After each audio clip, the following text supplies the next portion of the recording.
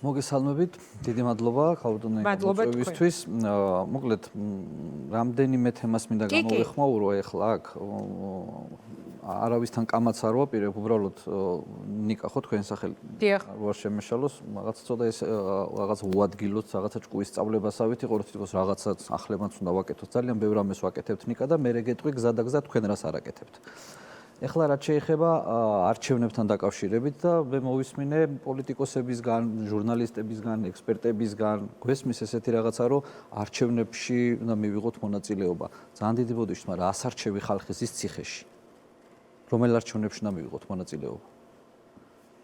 რომელ კოალიციასაც წარმოვადგენ ორი ლიდერი ზის ციხეში. 100 არჩევი, ანუ ამომრჩეველი რომ უნდა მივიდეს და კანდიდატი უნდა აირჩიოს, ის კანდიდატი ზის ციხეში.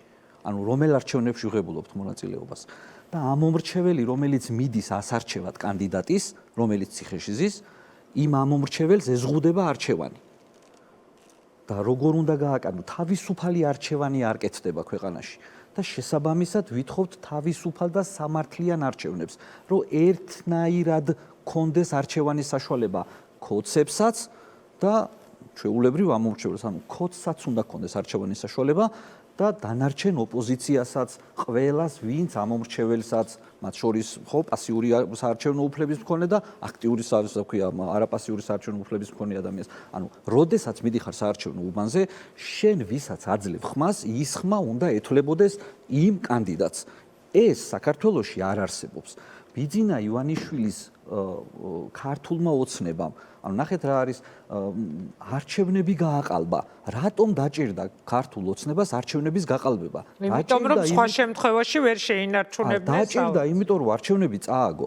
შესაბამისად რომ არ წაიგო არჩევნები და ხელისუფლება რომ არ გადაებარებინა, არჩევნები წააგო. ჩვენ პარალელს ვაკეთებთ ასევე უნგრეთთან. უნგრეთთან ორბანმა არჩევნები წააგო და გადააბარა ხელისუფლება. უნგრეთი არის ევროკავშირის წევრი ქვეყანა. რატომ არ შეეშინდათ იქ ომის? არ შეეშინდათ, იმიტომ რომ უნგრეთი არის ნატოს წევრი ქვეყანა და შესაბამისად მოსახლეობას არ ეშინია, იმიტომ რომ თავს გრძნობს დაცულად. და ჩვენ თუ არ გავხდით ევროკავშირის წევრი ქვეყანა, ჩვენ თუ არ შევედით ნატოში, მუდმივად ხო, მაგრამ მაგის მიუხედავად რომ რაზეც თქვენ საუბრობთ, რატომ არ შეეშინდათ ორბანის წინა საარჩევნო კამპანიის კლიპებს თუ კი გადავხედავთ, ერთი-ერთი ქართული ოცნების კლიპები იყო, ისიც უკრაინის ომის ხო, მაგრამ იქ ამორჩეველმა და ამაზე იდგა ორბანი. ამორჩეველს ჰქონდა იქ განცდა უსაფრთხო დაცულობის უფრომები, ხო, ვიდრე არჩევანი გააკეთა, ანუ არჩევანის თავისუფლება ჰქონდა და 100 არჩევი ადამიანი, ვისაც ირჩევდა, იყო თავისუფალი. ქუჩა გარეთ იყო, თავისუფლებაზე იყო დაჭერილი არ იყო.